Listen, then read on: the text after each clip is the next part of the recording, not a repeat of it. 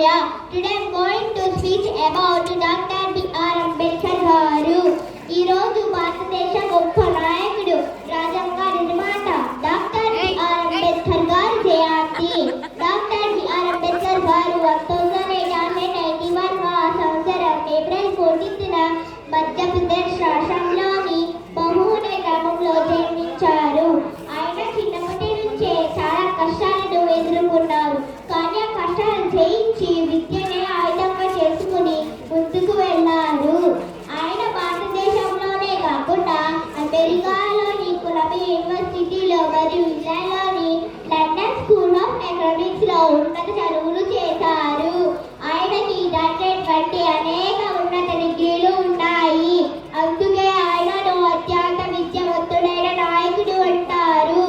ఆయన మన దేశానికి భారత రాజ్యాంగాన్ని రచించారు. భారత రాజ్యాంగాన్ని రూపొందించడానికి ఆయనకు మొత్తం 2 సంవత్సరాల 11 నెలలు 18 రోజులు పట్టింది.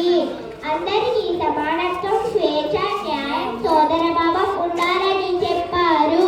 అత్యున్నతులు మరియు అన్యాయాన్ని తీవ్రంగా వ్యతిరేకించారు. బలహీన వర్గాల హక్కుల కోసం తన జీవితాన్ని అంకితం చేశారు. అంబేద్కర్ గారు చెప్పిన గొప్ప మాట మనం ఎప్పటికీ గుర్తుంచుకోవాలి.